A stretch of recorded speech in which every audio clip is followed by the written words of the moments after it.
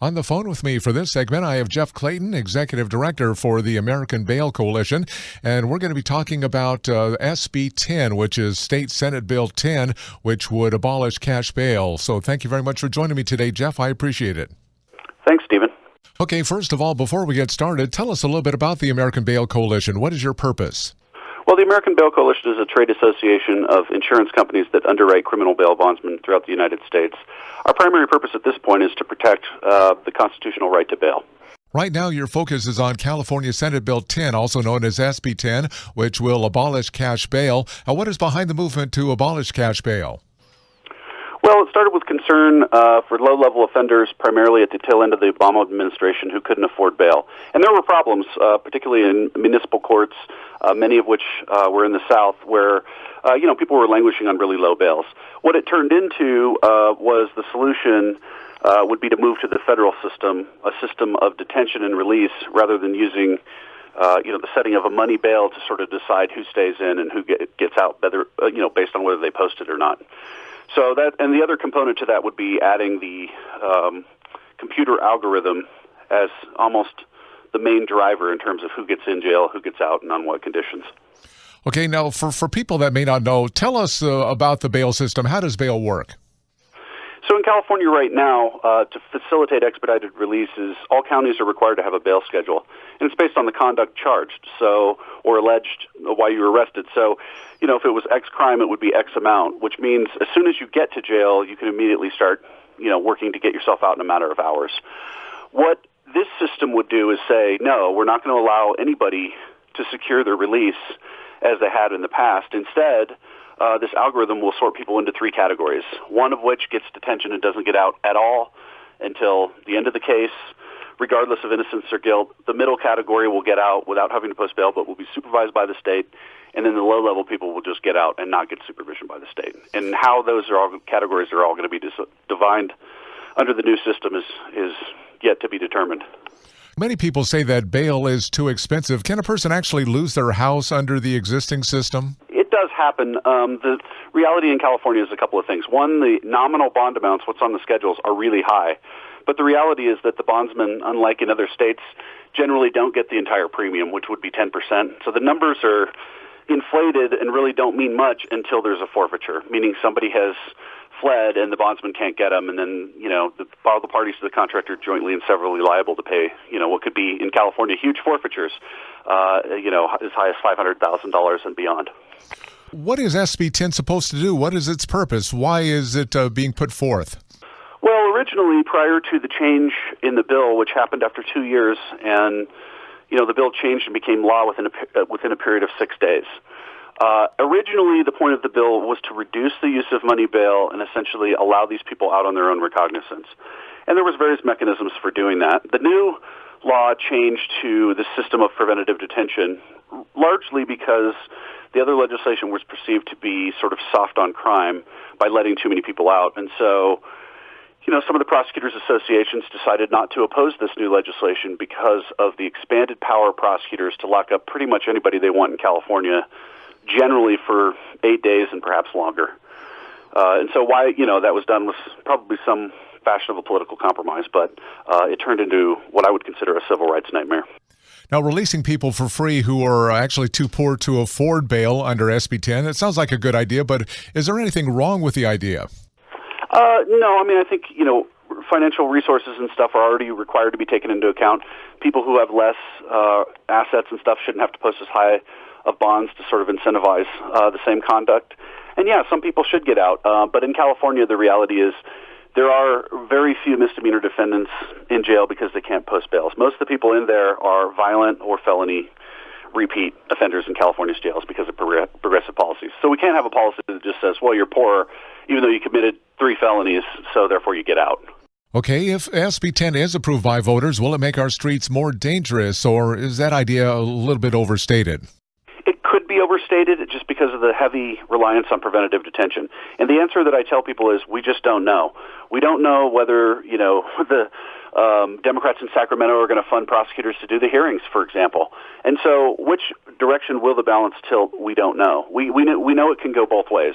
I think New Mexico is one example where They didn't fund the preventative detention hearings, and so it's very nearly impossible for the prosecutors to get preventative detention. And as a result, a gentleman who fired off 22 rounds from an AR-15 was released on his own recognizance for that reason. Counter, I think you would look at New Jersey, where they did fund it, and the rates of detaining people under preventative detention are continuing to increase.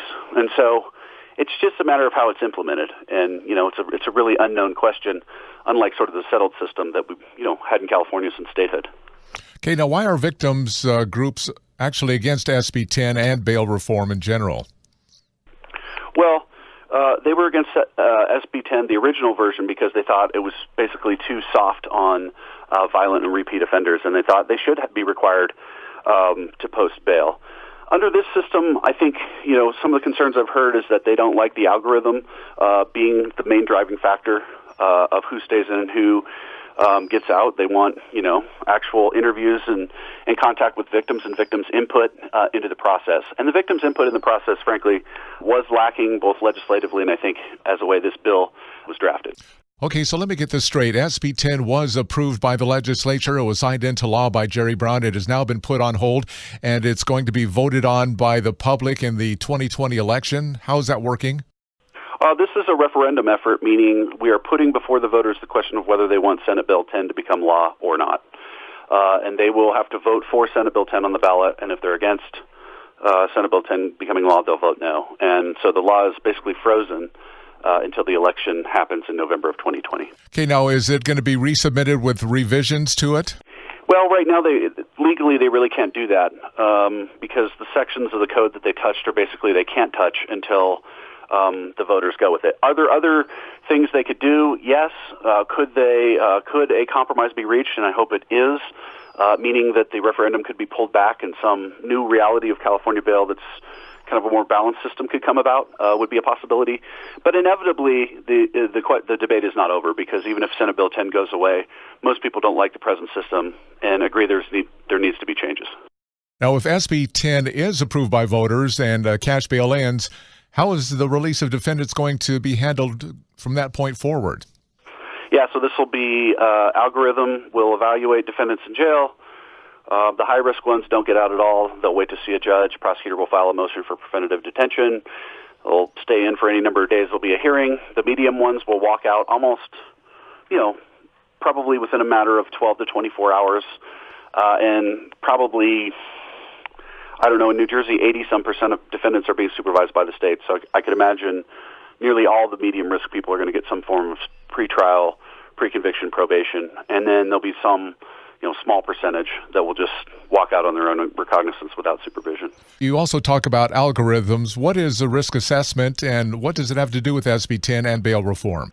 Well, the algorithm is basically, it's group data, essentially, and what it does is sort people into risk categories.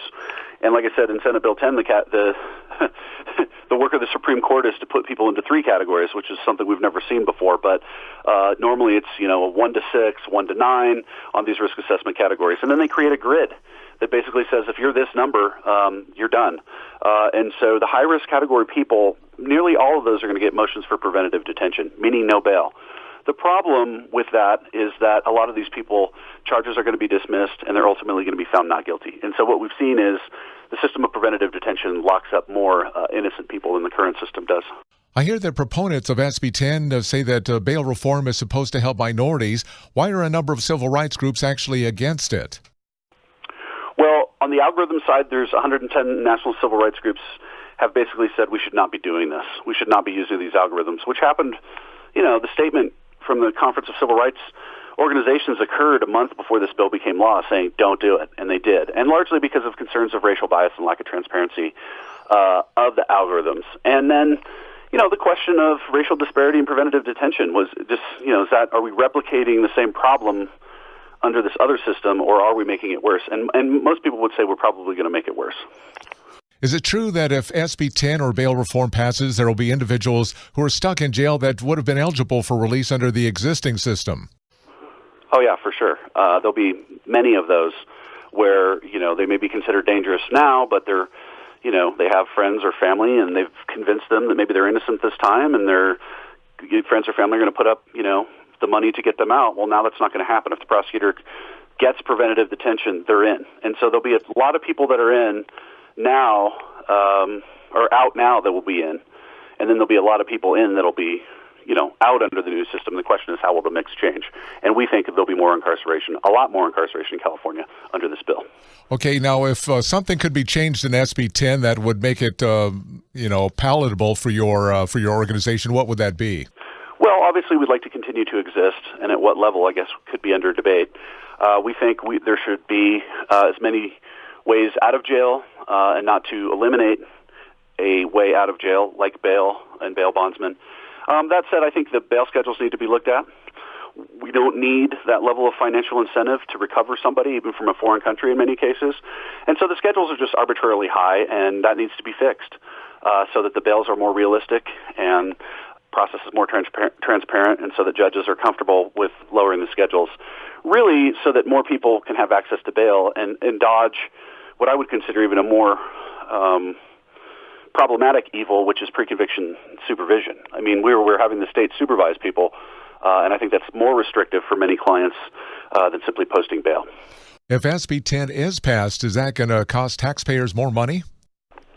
Yes, and the numbers have been thrown around in the sort of hundreds of millions, potentially up to $1 billion or $2.